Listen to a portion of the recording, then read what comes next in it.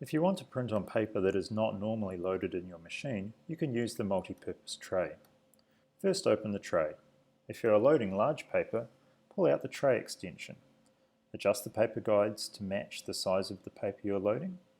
Prepare the paper by fanning the paper stack and tap on a flat surface to align the edges. Insert the paper into the multi-purpose tray until the paper stops. Generally, you would load the paper with the print side face down. However, this depends on the model. Please take note of the icons on the tray for correct loading.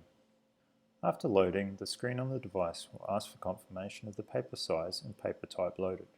Standard paper sizes should be detected automatically. However, you can enter custom paper sizes. If you are printing on envelopes, there is a specific button to select the envelope size. Take note of the orientations shown on screen. You can change this using the Edge Feed button.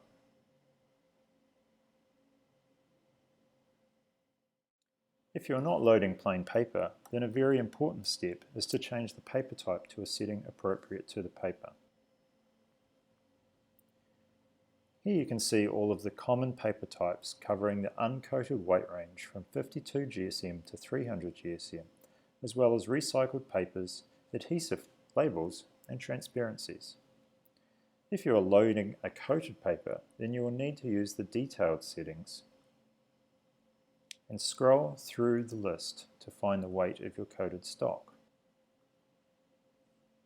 Here I'm selecting a paper with a coating on both sides in the weight range of 164 GSM to 200 GSM.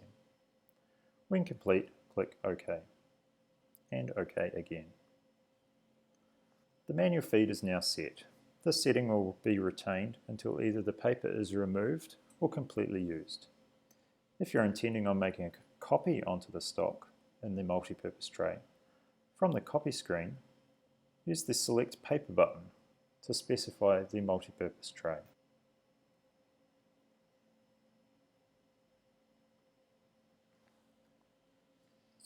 If you are printing onto the stock in the multi-purpose tray using the Canon generic driver, in the Print dialog, select the Paper Source tab, then select the multi-purpose tray.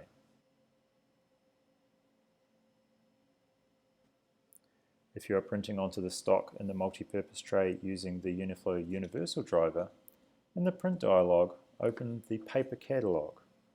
This will depend on your configuration, however you should have something titled Multipurpose, Manual Feed, or Bypass.